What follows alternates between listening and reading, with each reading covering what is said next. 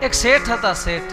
પ્રકૃતિ લોભી, વિચાર કરે કે લાલાની પૂજા તો કરું, પણ લાલો તો બધું માંગે, માખણ માંગે, મિશ્રી માંગે, મોરપીંછ માંગે, મોરલી એ માંગે, હીરાનું ઘરેણું એ માંગે. એક સંત પાસે ગયા કે પૂજા તો કરવી છે પણ ખર્ચા વગરની થાય એવું હોય તો કયો. એમને માનસી સેવા કીધી. શેઠ કંઈ નહીં કરવાનું, સ્નાન કરી સ્વચ્છ પવિત્ર થઈ આસન પાથરવાનું, ભગવાનની સામે બેસી જવાનું, મનમાં વિચાર કરવાનો કે ભગવાન આવ્યા, સોનાનું સિંહાસન દીધું, ઉપર મખમલની ગાદી પાથરી, ભગવાન બિરાજ્યા, ચાંદીનો કટોરો લીધો, દૂધથી ભર્યો, સાકર પધરાવી, પ્રાર્થના કરવાની કે હે નાથ આરોગો. શેઠજી કે વાત સાચી, વિચારવામાં આપણે ક્યાં ખર્ચો લાગે.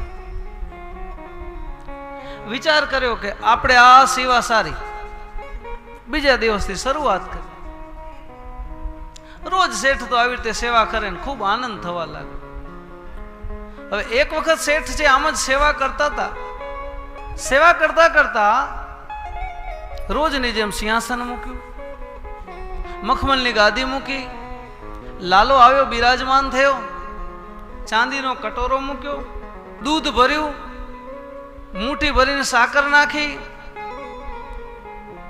વરી શેઠને થયું કે સાકર ઓછી પડી, બીજી મુઠ્ઠી નાખી. પણ મનમાં લોભ હતો ને, તરત વિચાર આવ્યો, ઓહો આવડો મોટો ખર્ચો કરી નાખ્યો. પાછો કટોરામાં હાથ નાખ્યો, સાકર પાછી કાઢી લો. અને જેવો શેઠે કટોરામાં હાથ નાખ્યો ને સાકરની મુઠ્ઠી, કારણ કે સાકરને તો ઓગળતા વાર લાગે ને, મુઠ્ઠી ભરીને બહાર કાઢવા જાય ત્યાં લાલાએ હાથ પકડી રાખ્યો. માનસી સેવા સિદ્ધ થઈ ગઈ કે આમાં ક્યાં તારા બાપનું કઈ જાય છે. આ તો તે ભાવ કર્યો છે, ભાવમાં તો લોભ ન કર.